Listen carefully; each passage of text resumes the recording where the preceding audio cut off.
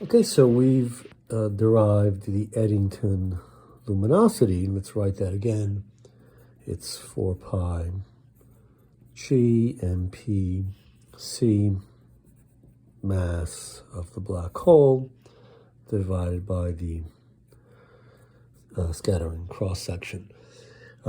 So we're imagining a black hole, and there's gas falling onto it, and this gas is radiating, and so it's being pushed away by the radiation pressure, and we are in a limiting situation where the pressure of the gas is equal to the gravitational force pulling it in.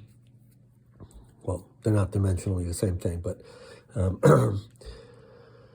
there's a balance here, and so we are at the luminosity, the most luminosity that we can get, which is the Eddington luminosity. And so now we want to consider, as this gas comes in, it's rotating and falling in, and so it has angular momentum. It gives angular momentum to the black hole, and so the black hole must have some sign of angular momentum, and so the black hole has some angular momentum, L black hole, and we want to see how this quantity is changing as material falls in. But rather, let's define an angular momentum in a dimensionless way for the black hole by dividing by g mass of the black hole squared and multiplying by c.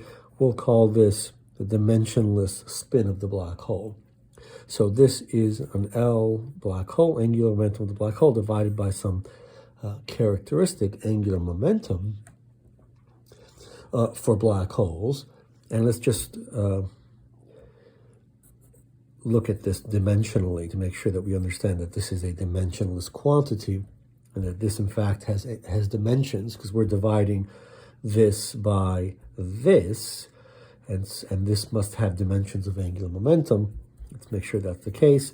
So this, so I'll write this as gm over r squared, because I know that's an acceleration. So I'll multiply that by m. So I'm just looking at the dimensions of these quantities. M, that has to be multiplied by r squared, because I divided this by r squared. And then I have a speed of light. That's a speed, so dimensionally a speed, a v.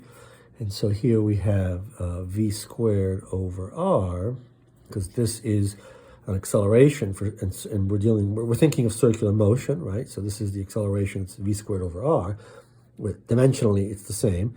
And so we have mr squared over v, and dimensionally that ends up being mvr, which in fact has dimensions of angular momentum. So okay, so there's a dimensionless measure of the rotation of the black hole, this parameter A, which we'll look at in more detail when we get to rotating black holes. But what we want to say now is that we want to evaluate how this parameter varies as material comes into the black hole, but we want the material to come in at the Eddington luminosity, at the limit. So if that's the case, then we have this Eddington luminosity, 4 pi g MP c m black hole over sigma t. And that's equal to, we need in terms of the accretion rate, so the luminosity in terms of the accretion rate, so the luminosity is some efficiency factor multiplied by the accretion rate, m dot dm by dt, but this is, because of this equal sign, this is the limiting accretion, the most that you can get if the Eddington limit is respected. So another thing to notice is that this thing is true. I'm not sure why I'm making this again.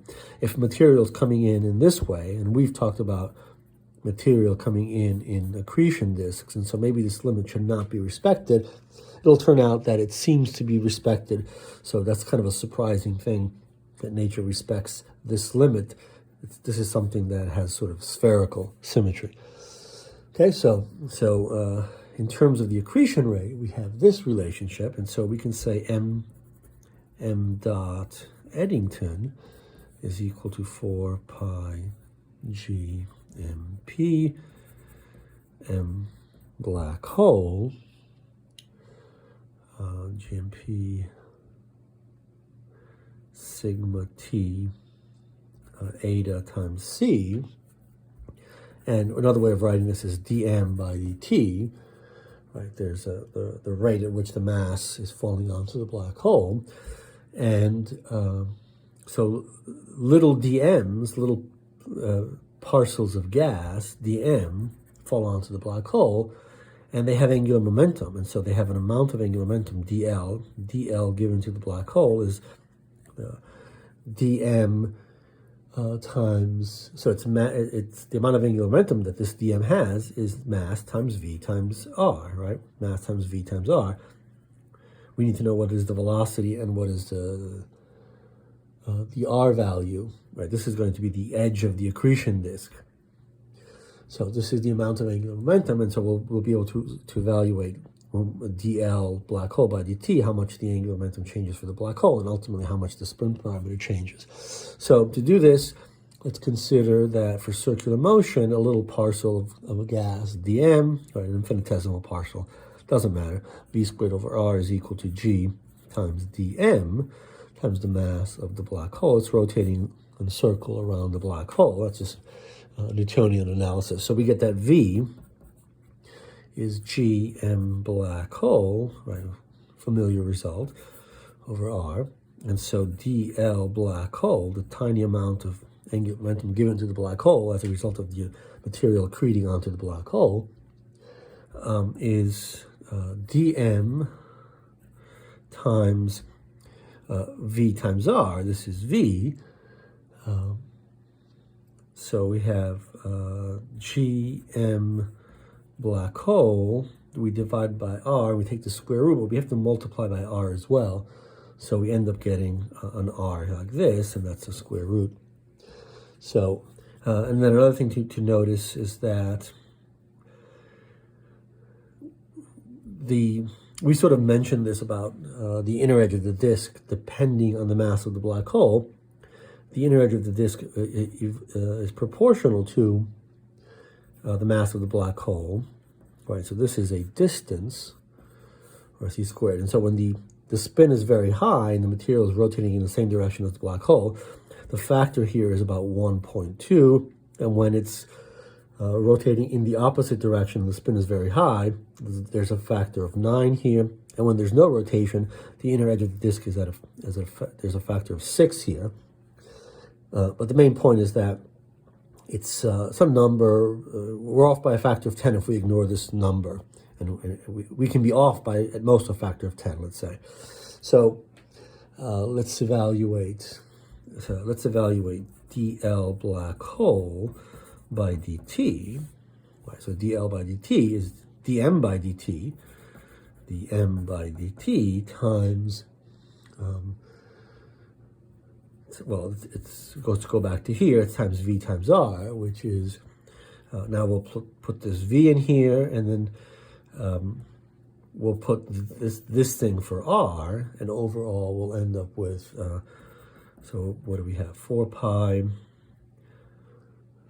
gmp mass of the black hole over sigma t eta times c times gm black hole r. Well, I haven't put this into here yet at this point, but this ends up being proportional to, because I'm off by a factor here that I'm not considering, 4 pi, we get a g to the 3/2 here, we get an mp, we get an m black hole squared, because we have an m black hole coming from this term, and we square that, so m black hole comes out of here and multiplies by that one, we get that. We have sigma t eta, we have a factor of c coming out of here, so we have a c squared. And so now that's the rate at which the angular momentum of the black hole changes. That depends on the mass of the black hole. But dA by dt, right? We have to divide by this L characteristic, and that is, therefore, 4 pi g to the 1/2 mp over sigma t eta times c. And so the spin parameter, this dimensionless measure of the angular momentum of the black hole, varies in a way that is independent of the black hole mass.